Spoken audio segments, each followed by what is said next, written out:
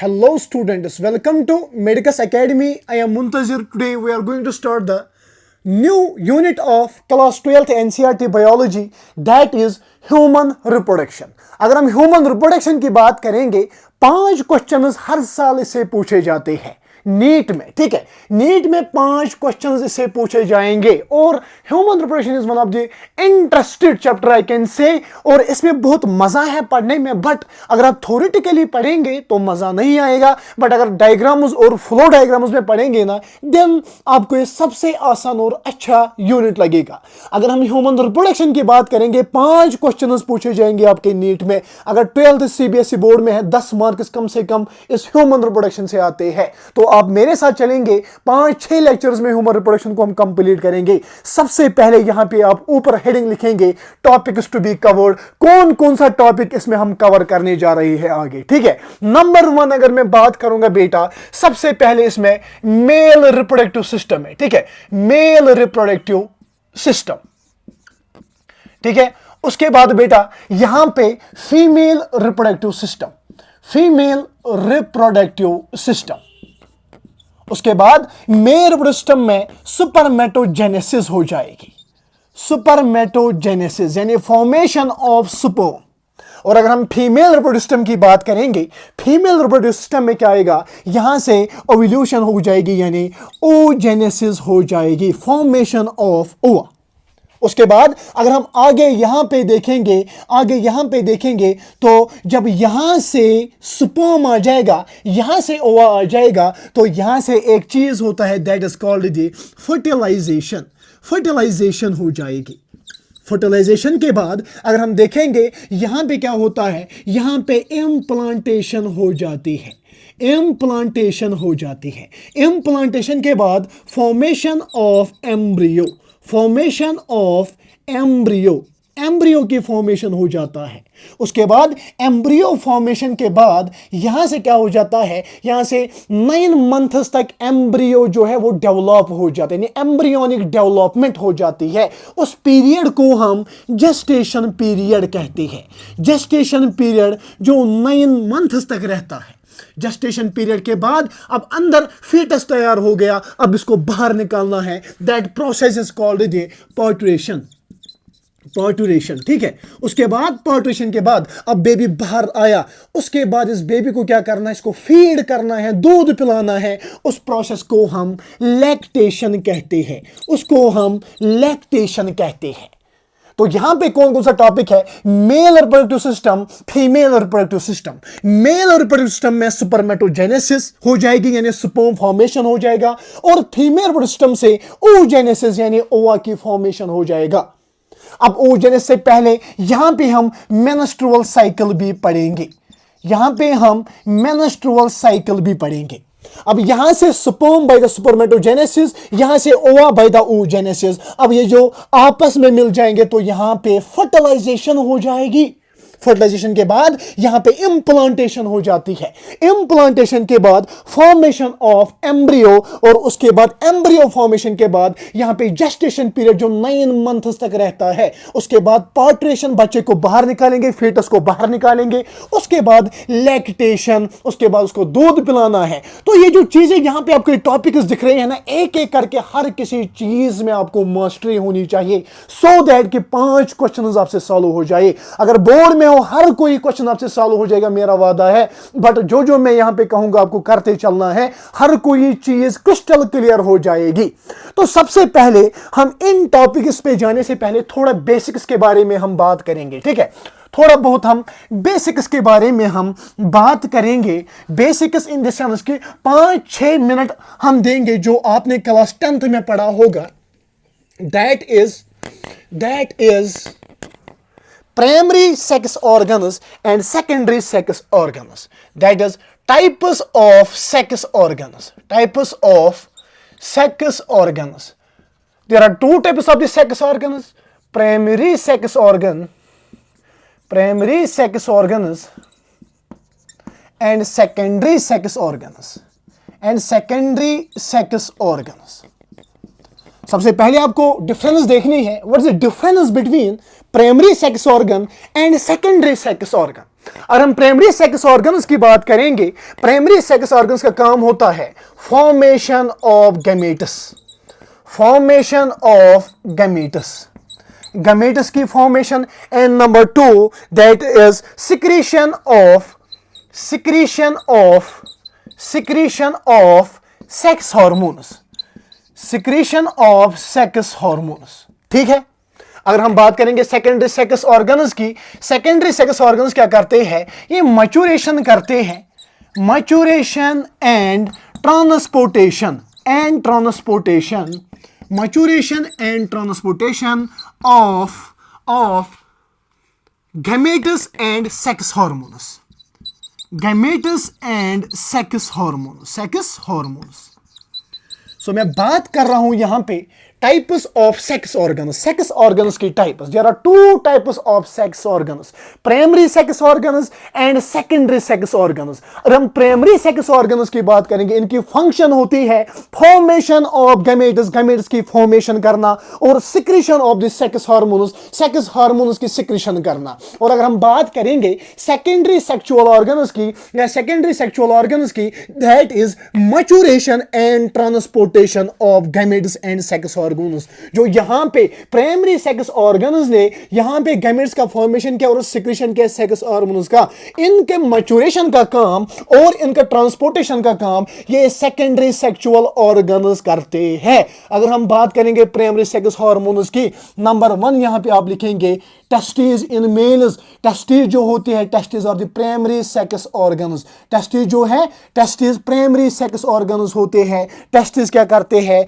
ये मेल्स में ये जो टेस्टिस है, टेस्टिस क्या करते हैं, यहां से स्पर्म प्रोड्यूस करते हैं और सेक्सुअल हार्मोन सिक्रेट करते हैं। अगर हम फीमेल्स में देखेंगे, फीमेल्स में ओवरीज होते हैं, फीमेल्स में ओवरीज होते हैं। These are the testis and ovaries, testis and ovaries, these are the primary sex organs जो फॉर्मेशन ऑफ गैमेट्स करते हैं। यानी टेस्टिस से क्या, कौन सा गैमेट निकलता है सर, टेस्टिस से स्पर्म और ओवरीज से ओवा, और secretion of the sex hormone जो हमें आगे पढ़ना है टेस्टोस्टेरोन एटसेट्रा। और ये जो यहां पे टेस्टिस एंड ओवरीज, अगर हम मेल्स की बात करेंगे, ह्यूमन मेल्स की बात करेंगे, इनसे जो गैमेट्स और सेक्स हार्मोन सिक्रेट होते हैं ना, इनके मैच्योरेशन का काम और ट्रांसपोर्टेशन का काम सेकेंडरी सेक्सुअल ऑर्गन्स का होता है। अगर हम मेल्स की बात करेंगे, मेल्स में कौन सा सेकेंडरी सेक्सुअल ऑर्गन होता है, आपको ये पता होना चाहिए। नंबर 1 इज द रेटी टेस्टिस, ठीक है, वास डिफरेंस, ठीक है, ऐसे वास एफ्रेंशिया और एपिडाइडिमस, ठीक है बेटा। These are the secondary sexual organs in the males. और हम फीमेल्स की बात करेंगे, फीमेल्स में क्या क्या होता है, फैलोपियन ट्यूबस होते हैं, और नंबर 2 अगर हम फीमेल्स में बात करेंगे, यहां पे फैलोपियन ट्यूबस और यूट्रस और भी चीजें होते जो हम आगे डिस्कस करेंगे। तो यहां पे मैंने आपको बोला types of the sex organs, primary sex organ and secondary sex organ. Primary sex organ का काम होता है formation of the gametes and secretion of the sex hormones. Example के तौर पे testis in the mails and ovaries in the females. और ये जो यहां पे प्राइमरी सेक्स ऑर्गन से यहां पे गैमेट्स का फॉर्मेशन और सिक्रीशन हो गया सेक्स हार्मोन्स का, इनका मैच्योरेशन और ट्रांसपोर्टेशन का काम सेकेंडरी सेक्सुअल ऑर्गन्स का होता है। मेल में अगर हम बात करेंगे, वास डिफरेंस, एपिडाइडिमस, वास एफ्रेंशिया और रेटी टेस्टिस होता है। अगर हम फीमेल्स की बात करेंगे, फैलोपियन ट्यूब, यूट्रस एटसेट्रा, जो सेकेंडरी सेक्सुअल ऑर्गन्स होते हैं। अब नेक्स्ट आता है यहां पे, that is secondary sexual characters. अगर हम सेकेंडरी सेक्सुअल कैरेक्टर्स की बात करेंगे, सेकेंडरी सेक्सुअल कैरेक्टर्स दूसरा होता है, एक हो गया सेकेंडरी सेक्सुअल ऑर्गन्स, दूसरा होता है सेकेंडरी सेक्सुअल कैरेक्टर्स। ये जो सेकेंडरी सेक्सुअल कैरेक्टर्स है, ये डिस्टिंग्विश मेल और फीमेल, डिफरेंट सेक्स को डिस्टिंग्विश करने में मदद देते हैं, डिफरेंट सेक्सेस को डिस्टिंग्विश करने में मदद देते हैं। लाइक अगर हम बात करेंगे, मेल्स में बियर्ड आता है, beard is a secondary sexual character, females में बियर्ड नहीं आता है। इट मीन्स दैट कि this the external morphology, external feature जिससे हम दो सेक्सेस को यहां पे डिस्टिंग्विश कर पाए, ठीक है। तो these are called secondary sexual characters, ठीक है। ऐसे ही हम में पिच जो है लो होता है, फीमेल्स में में पिच हाई होता है, जैसे सेकेंडरी सेक्सुअल कैरेक्टर बहुत होते हैं, यहां पे उतना डिस्कस नहीं करना है, टू द पॉइंट हम नीड चल रहे हैं यहां पे, ठीक है। तो हम अब पढ़ने जा रहे हैं मेल रिप्रोडक्टिव सिस्टम, ठीक है। अब हम नेक्स्ट टॉपिक पढ़ेंगे मेल रिप्रोडक्टिव सिस्टम। शाबाश।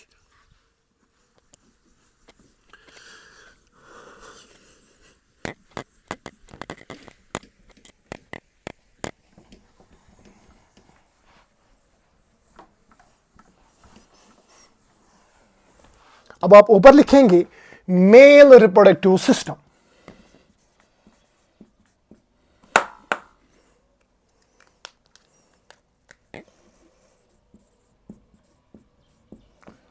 Mail reproductive system. अगर हम मेल रिप्रोडक्टिव सिस्टम की बात करेंगे, it consists number 1 pair of testis. Pair of testis, अगर हम टेस्टिस की बात करेंगे, टेस्टिस और प्राइमरी सेक्सुअल ऑर्गन या प्राइमरी सेक्स ऑर्गन।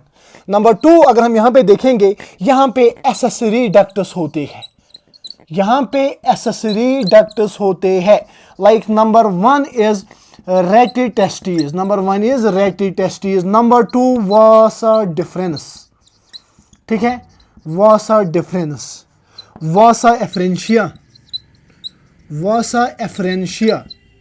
ऐसे अगर हम यहाँ पे बात करेंगे, यहाँ पे एपिडाइडिमस होता है, एपिडाइडिमस होता है, ठीक है। These are the accessory ducts. Number 3 अगर हम बात करेंगे, यहाँ पे होते हैं एक्सेसरी ग्लैंड्स, या आप ग्लैंड्स कहेंगे। यहाँ पे ग्लैंड्स प्रेजेंट होते हैं मेल रिप्रोडक्टिव सिस्टम में। There are 3 types of glands present in the male reproductive system. Number 1 is the seminal vesicles, seminal vesicles जो 1 पेयर होता है, जो 1 पेयर होते हैं। Number 2 is prostate, number 2 is prostate gland, जो प्रोस्टेट ग्लैंड ये 1 होता है, एक ही होता है, ये पेयर में नहीं होता है। नंबर 3 अगर हम बात करेंगे, that is Cowper's gland, that is Cowper's gland, या आपकी एनसीईआरटी मेंशन करती है bulbo urethral gland, bulbo urethral gland, bulbo urethral gland, ये भी पेयर होते हैं, ये भी पेयर के फॉर्म में होते हैं। और हम नंबर 3 की बात करेंगे, दैट इज या 4th एक्सटर्नल जेनेटिलिया यहां पे होता है। क्या होता है? एक्सटर्नल जेनेटिलिया यहां पे होता है। एक्सटर्नल जेनेटिलिया में नंबर 1 सक्रूटम आ जाएगा एंड नंबर 2 यहां पे पिनस आ जाएगी, ठीक है, पिनस आ जाएगी। तो मैं बात कर रहा हूं मेल रिप्रोडक्टिव सिस्टम की, और हम मेल रिप्रोडक्टिव सिस्टम की बात करेंगे, it consists of pair of testis, pair of testis होते हैं, ठीक है, ये प्राइमरी सेक्स ऑर्गन्स होते हैं, ठीक है। नंबर 2 यहां पे एक्सेसरी डक्ट्स भी मिलते हैं। एक्सेसरी डक्ट्स में number 1 rete testis, vasa efferentia, vasa deferens and epididymis, और भी होते हैं जो हम आगे डिस्कस करेंगे। ऐसे यहां पे ग्लैंड्स भी होते हैं प्रेजेंट मेल रिप्रोडक्टिव सिस्टम में। There are 3 types of glands present in the male reproductive system. Number 1 is seminal vesicles, जो पेयर के फॉर्म में होते हैं, ये 2 होते हैं। Number 2 is prostate gland, prostate gland 1 होता है। And number 3 is the Cowper's gland, also called the बॉल्वो urethral gland, ये भी पेयर के फॉर्म में होता है। याद रखना, हर किसी की फंक्शन स्ट्रक्चर हमें पढ़ना है, बट पहले मैं यहां पे इसको दिखाता हूं कि क्या क्या हमें आगे पढ़ना है। उसके बाद एक्सटर्नल जेनेटिलिया भी आ जाता है। एक्सटर्नल जेनेटिलिया में एक तो सक्रूटम एंड यहां पे पिनस आ जाती है। हर किसी का structure function from the exam point of view कैसे क्वेश्चन आ जाएगा, फ्रॉम द मोहल्ला पॉइंट ऑफ व्यू के बाहर आपको कोई क्वेश्चन पूछता है, उससे कैसे क्वेश्चन बन जाएगी, वो भी यहां पे हम डिस्कस करेंगे, ठीक है, ठीक है। तो चलिए हम यहां पे एक एक करके यहां पे पढ़ते हैं मेल रिप्रोडक्टिव सिस्टम में। ये जो यहां पे मैंने लिखे हैं एक एक करके यहां पे हम पढ़ेंगे, ठीक है। सबसे पहले अगर मैं बात करूंगा, सबसे पहले बेटा अगर मैं बात करूंगा, सबसे पहले आपको पढ़ना पड़ेगा सक्रूटम, ठीक है। एक्सटर्नल जेनेटिलिया का सक्रूटम पहले पढ़ना है, उसके बाद हम आगे आगे जाएंगे, ठीक है, उसके बाद हम आगे आगे जाएंगे। सबसे पहले क्या पढ़ना है? सक्रूटम पढ़ना है। Very nice.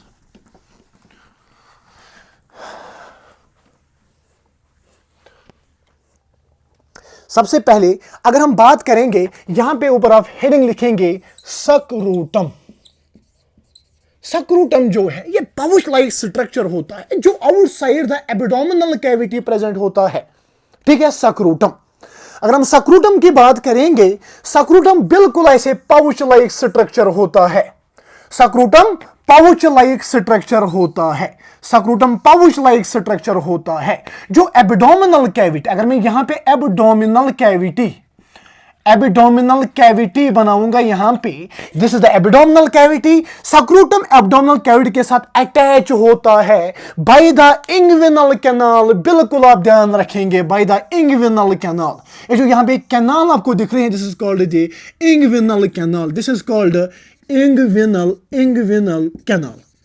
ये जो इंग्विनल कैनाल है, इंग्विनल कैनाल के हेल्प से ये जो सक्रूटम है, सक्रूटम जो है ये इंग्विनल कैनाल के हेल्प से एब्डोमिनल कैविटी या आप पेल्विक कैविटी भी कह सकते हैं, पेल्विक कैविटी के साथ अटैच होता है। ये अटैच होता है एब्डोमिनल कैविटी या पेल्विक कैविटी के साथ by the help of the inguinal canal. Sir ये इंग्विनल कैनाल क्या है? अगर आप अपने आप को देखेंगे ना, ये जो टेस्टिस अभी हमें सक्रूटम में दिखते हैं ना, ये असल में एम्ब्रियोनिक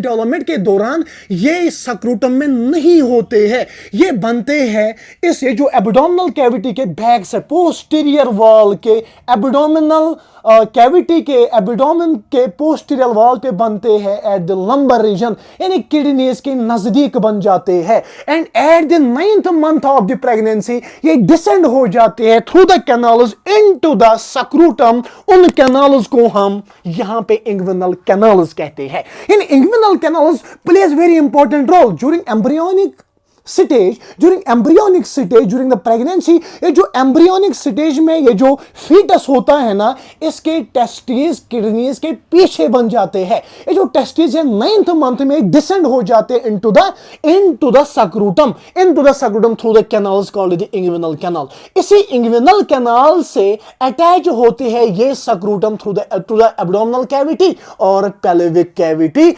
याद रखना, ठीक है बेटा। अगर हम अब इस इंग्विनल कैनाल की बात करेंगे, ये जो इंग्विनल कैनाल है, इंग्विनल कैनाल में एक कॉर्ड पास हो जाती है, इसको हम सुपरमेटिक कॉर्ड कहते हैं। सुपरमेटिक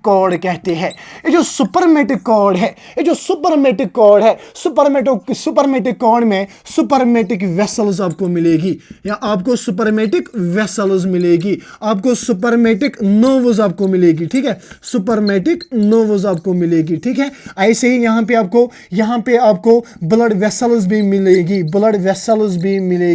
ऐसे ही यहां पे बहुत चीजें होती है इस सुपरमेटिक कॉर्ड में। ये जो सुपरमेटिक कॉर्ड है ये इस इंग्विनल कैनाल के थ्रू नीचे आ जाती है इस सक्रूटम में ये इंग्विनल कैनाल के थ्रू नीचे आ जाती है। कौन? ये सुपरमेटिक कॉर्ड इस इंग्विनल कैनाल के थ्रू नीचे आ जाती है टेस्टिस में। अगर हम इस इंग्विनल कैनाल की बात करेंगे, यानी इंग्विनल कैनाल के सुपरमेटिक कॉर्ड की बात करेंगे, जो इंग्विनल कैनाल के थ्रू नीचे टेस्टिस तक आ जाती है, it comprises of spermatic vessels, spermatic nerves, blood vessels. ये आपस में जुड़े होते हैं बाय द कनेक्टिव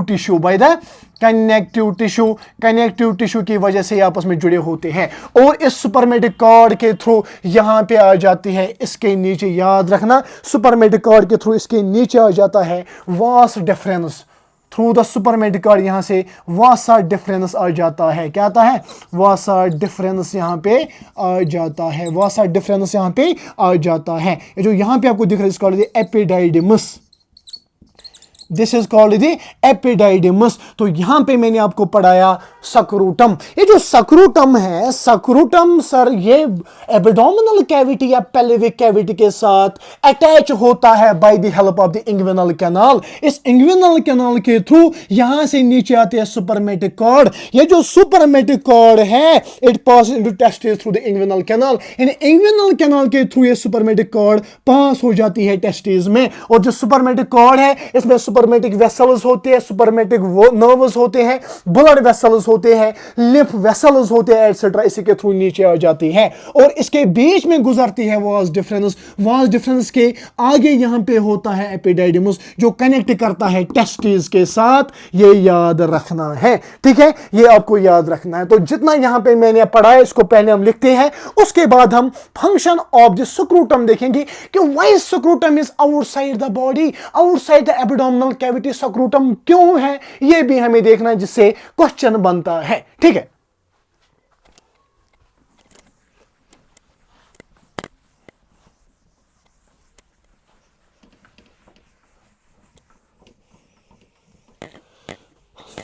अब देखेंगे आप, मैंने आपको बोला जो स्क्रूटम है, scrotum remains connected with abdominal cavity by the inguinal canal. Scrotum remains connected, scrotum remains connected to the abdominal cavity या pelvic cavity या pelvic cavity by inguinal canal, ठीक है। उसके बाद अगर हम बात करेंगे सुपरमेटिक कॉर्ड की, सुपरमेटिक कॉर्ड, ठीक है। अगर हम सुपरमेटिक कॉर्ड को देखेंगे, it passes into testis through the inguinal canal, passes into testes through inguinal canal, through inguinal canal, ठीक है। सुपरमेटिक कॉर्ड, अगर हम सुपरमेटिक कॉर्ड की बात करेंगे, spermatic cord is formed of spermatic artery vein, no, spermatic vein और सुपरमेटिक नो से ये बना होता है, ठीक है। कौन? सुपरमेटिक कॉर्ड, ठीक है। And these are bound together by connective tissue, bound together by connective tissue, it is bound together by connective tissue, ठीक है। इतना हमने पढ़ा। तो सबसे पहले मैंने स्क्रूटम पढ़ाया। स्क्रूटम जो है ये पेल्विक कैविटी के साथ अटैच होता है या एब्डोमिनल कैविटी के साथ अटैच होता है बाय द इंग्विनल कैनाल्स, ठीक है। इसी इंग्विनल कैनाल के थ्रू जो है ये सुपरमेटिक कॉर्ड पास करती है into the testis and this spermatic cord is formed of the spermatic artery, spermatic vein, spermatic nerve and these three are bound together by the connective tissue. असल में सुपरमेटिक ये तीन चीजें नहीं होते हैं। यहाँ पे लिम्फ नोड्स भी आपको मिलेंगे, यहाँ पे सेमिनल वेसिकल जो है, या मैं कह सकता हूं not seminal vesicle, vas deferens इस इंग्विनल कैनाल के थ्रू नीचे टेस्टिस तक आती है, ठीक है। अब यहां पे क्वेश्चन है कि why scrotum is present outside of the abdominal cavity. ये outside of the abdominal cavity पे क्यों प्रेजेंट होता है, ठीक है। अगर आप स्क्रूटम देखेंगे, scrotum is outside the abdominal cavity. Why it is outside the abdominal cavity. देखिए, अगर हम स्क्रूटम की बात करेंगे, scrotum outside the abdominal cavity होता है, आउटसाइड द एब्डोमिनल कैविटी होता है, आउटसाइड द एब्डोमिनल कैविटी होता है। तो अगर हम बात करेंगे जो स्क्रूटम है ये मेंटेन करता है temperature, maintains temperature of the testis 2 to 2.5 lower than the normal body temperature, lower than the normal body temperature, ठीक है। तो चलिए मैं यहां पे बोल रहा हूं कि स्क्रूटम जो है, scrotum outside the abdominal cavity होता है। ये क्यों होता है? बिकॉज यहां पे ध्यान रखना है, ये जो स्क्रूटम है ये मेंटेन करता है टेम्परेचर ऑफ द टेस्टिस का टेम्परेचर मेंटेन करता है 2 to 2.5 degree Celsius lower than the normal body temperature. अगर हम नॉर्मल बॉडी टेम्परेचर की बात करेंगे 37 डिग्री सेल्सियस होता है। अगर हम इस स्क्रूटम की बात करेंगे करेंगे सक्रूटम कितना रखता है नॉर्मल बॉडी टेम्परेचर से कम, टेस्टिस का टेम्परेचर 2 to 2.5 डिग्री सेल्सियस यानी 34 डिग्री सेल्सियस टेम्परेचर रखता है टेस्टिस का। At 34 degree Celsius temperature spermatogenesis ऐसे से हो पाती है। अगर हम बात करेंगे मैच्योरेशन ऑफ द स्पर्म या डेवलपमेंट ऑफ द स्पर्म इस टेम्परेचर पे अच्छी होती है। अगर 37 डिग्री पे ये टेस्टिस आ जाएंगे that will hamper the sperm development, उसकी वजह से स्पर्म डेवलपमेंट हैम्पर हो जाएगी। स्पर्मेटोजेनेसिस तो हो जाएगी बट स्पर्म डेवलपमेंट अच्छे से नहीं हो पाएगी and that will lead to the problem. इसीलिए scrotum outside the abdominal cavity होता है, बिकॉज ये जो सक्रूटम है ये टेस्टिस का टेम्परेचर मेंटेन रखता है 2 to 2.5 degree Celsius lower than the normal body temperature. अगर normal body temperature 37 degree Celsius है तो ये 34 रखता है इसका, जिस पे स्पर्म डेवलपमेंट अच्छे से हो पाती है। अगर 37 पे होते तो that will hamper the development of the sperm. ये इसके पीछे क्या है, इसके पीछे ये साइनस है कि ये क्यों आउटसाइड द बॉडी टेम्परेचर होते हैं, ये आउटसाइड द बॉडी क्यों होते हैं। ठीक है, तो यहां तक आपने पढ़ा होगा, आपने समझा होगा। ठीक है, आपने समझा होगा कि मेल रिप्रोडक्टिव में क्या क्या आता है, जिसमें पहले हमने पढ़ा सक्रूटम ये एब्डोमिनल कैविटी के साथ अटैच होता है बाय द इंग्विनल कैनाल, उसके थ्रू स्पर्मेटिक कॉर्ड आती है, उसके फिर जो भी मैंने बोला उसके बाद ये नॉर्मल बॉडी टेम्परेचर से 2 to 2.5 डिग्री सेल्सियस टेम्परेचर कम रखता है टेस्टिस को, जिसपे स्पर्म डेवलपमेंट अच्छे से हो पाती है। ठीक है, अगर हम बात करेंगे 37 डिग्री सेल्सियस पे जो नॉर्मल बॉडी टेम्परेचर है इस पे हैम्पर होती है sperm development. That is why ये सक्रूटम आउटसाइड द बॉडी होता है, सक्रूटम आउटसाइड द बॉडी होता है। समझ आ गया। चलो अब हम आगे चलते हैं। अगर इसके नोट्स आपको चाहिए ना, आप मुझे मैसेज कर सकते हैं, मैं आपको हर कोई नोट प्रोवाइड करूंगा थ्रू व्हाट्सएप, थ्रू टेलीग्राम, जिस पे आप बोल देंगे। ठीक है, इसके बाद अगर हम ये जो सक्रूटम है ना, सक्रूटम एक important, I can say it's a important part of the male reproductive system. ठीक है, ये जो सक्रूटम है एक तो ये बाहर है एब्डोमिनल कैविटी से बाहर, क्योंकि नॉर्मल स्पर्म डेवलपमेंट होनी चाहिए। ठीक है, अब ये जो टेम्परेचर है ना, टेम्परेचर कंट्रोल हो जाता है by the scrotal movement, by the testis movement. Testis के मूवमेंट से टेम्परेचर कंट्रोल हो जाता है, टेम्परेचर कंट्रोल हो जाता है किसकी वजह से, bye the scrotal movement, सक्रूटल movement की वजह से और टेस्टिस की मूवमेंट की वजह से यहां पे टेम्परेचर मेंटेन रहता है इन टेस्टिस का फॉर नॉर्मल स्पर्मेटोजेनेसिस। तो अगर हम सक्रूटम की बात करेंगे ना, सक्रूटम की मूवमेंट की वजह से, मैं फिर से एक बार रिपीट कर रहा हूं, सक्रूटम की मूवमेंट की वजह से टेस्टिस का नॉर्मल टेम्परेचर मेंटेन रहता है। ये according to the environmental temperature है, अकॉर्डिंग टू द एनवायरमेंट ये नॉर्मल टेम्परेचर मेंटेन रखता है। देखिए, जब बाहर से सर्दी होती है ना, उस वक्त भी नॉर्मल टेम्परेचर मेंटेन रहना चाहिए, किसका, टेस्टिस का। जब बाहर से गर्मी होगी तो टेस्टिस का उस वक्त भी normal temperature that is 34 degree Celsius रहना चाहिए। ये किसकी वजह से होता है, ये मूवमेंट ऑफ सक्रूटम की मूवमेंट की वजह से होता है। असल में अगर हम बात करेंगे, अब मैंने टॉपिक को छेड़ा, इसको पहले कवर करना है, इसको तो कवर करना पड़ेगा। तो अगर मैं बात करूंगा, ये जो सक्रूटम है ना, सक्रूटम में 2 टाइप्स ऑफ मसल्स होते हैं। सक्रूटम में 2 टाइप्स ऑफ मसल्स होते हैं। Number 1 is cremaster muscle and number 2 is dartos muscle. ये जो क्रेमास्टर मसल और डॉटस मसल, इन्हीं की कंट्रैक्शन और रिलैक्सेशन की वजह से normal temperature of the testis रहता है, टेस्टिस का नॉर्मल टेम्परेचर रहता है। देखिए, ये जो क्रेमास्टर मसल और डॉटस मसल है, इनकी कंट्रैक्शन और रिलैक्सेशन याद रखना।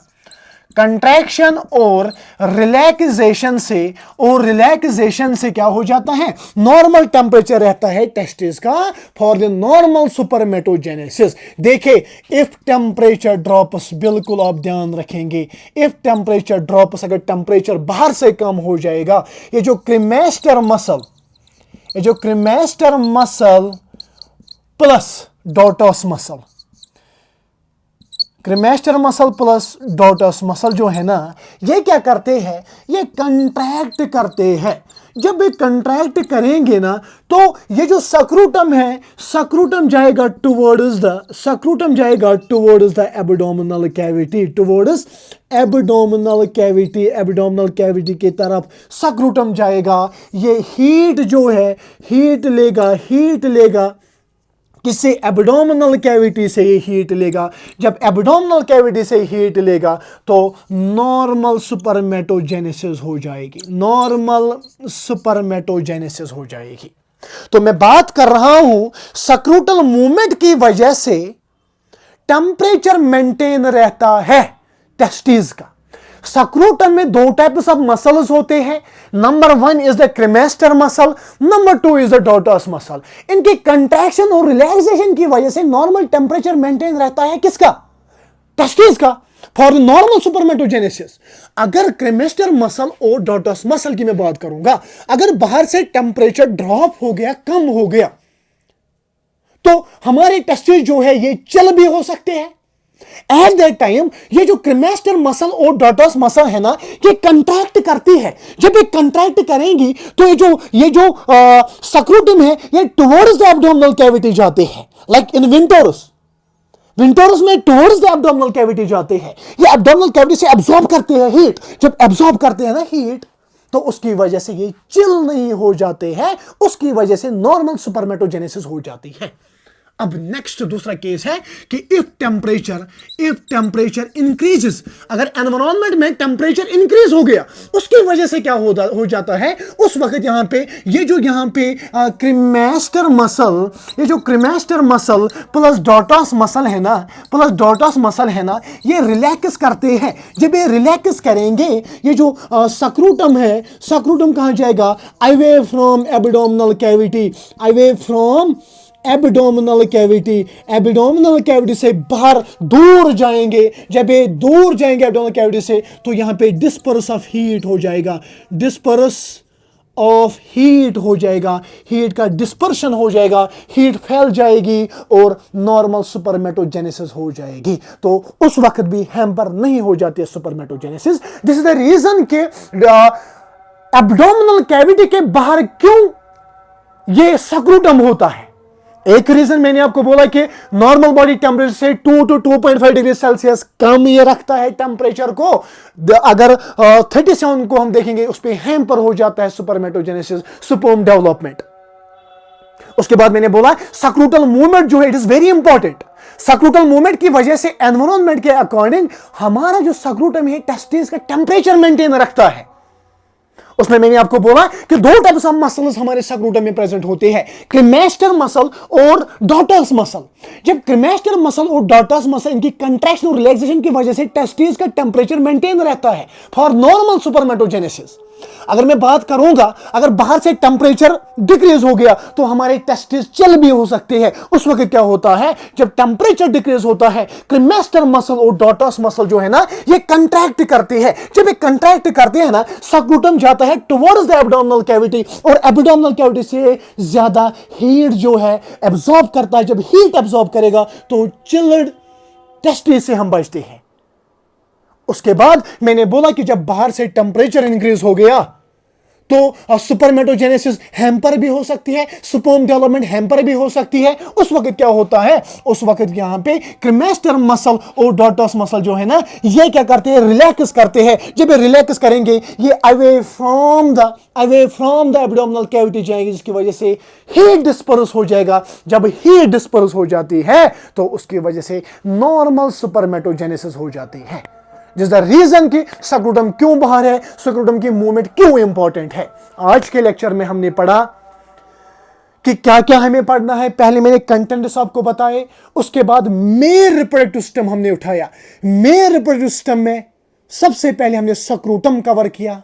आई होप कि सक्रूटम में जो जो चीज़ें मैंने बोली ये आप बिल्कुल ध्यान में रखेंगे, क्योंकि ये जो टेम्परेचर के साथ रिलेशन है ना सक्रूटम को, इससे क्वेश्चन बनता है और बड़े बड़े अच्छे क्वेश्चन बन जाएंगे। मेरा वीडियो आपको अगर आपको अच्छा लगा so please like the video and share with your friends and subscribe my channel. Thank you so much. अस्सलाम वालेकुम।